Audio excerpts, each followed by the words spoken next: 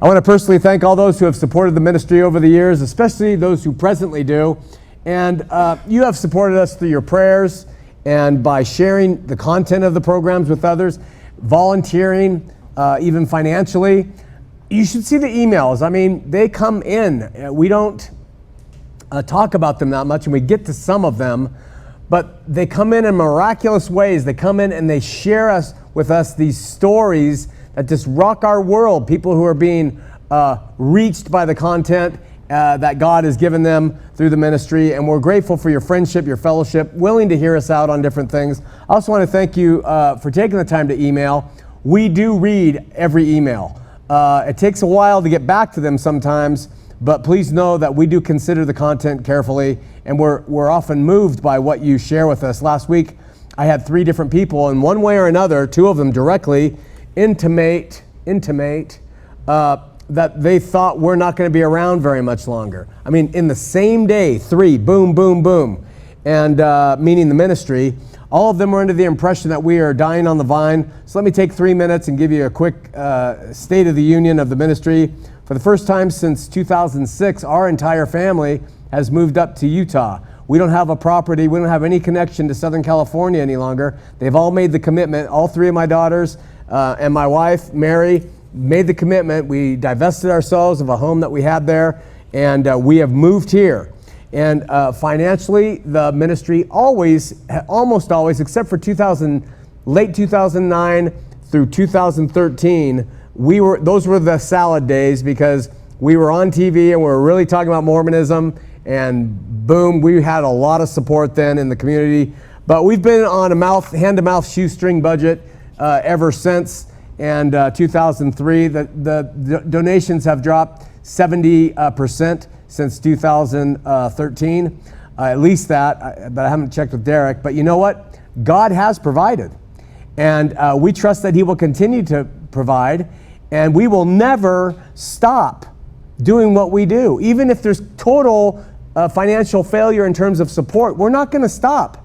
We're going to do that. If we can't do it from this building, we'll do it from the couch in the house. We're not going to stop. Nothing will stop us but God Himself. When He tells us to stop, we'll know, and we'll stop. We try to keep the overhead low. We try to give our materials to anybody who wants it, and we don't.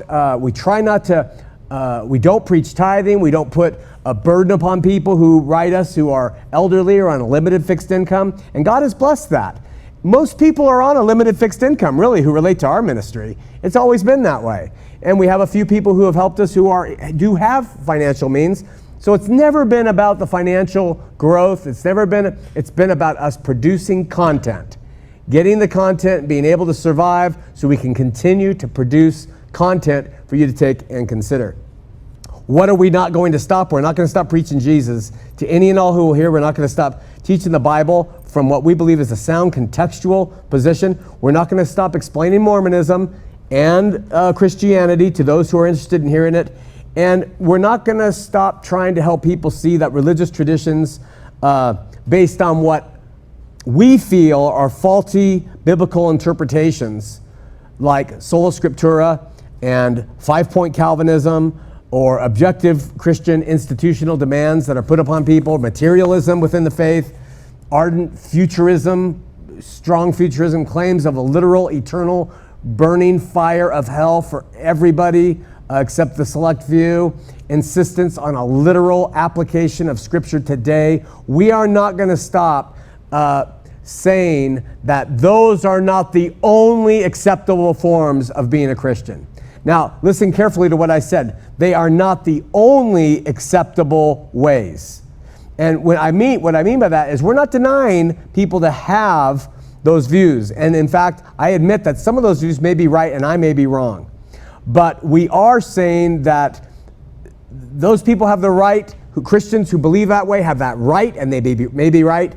But the alternative views are, damn it, those alternative views, which are called alternative, are just as biblical and are just as substantive in Scripture.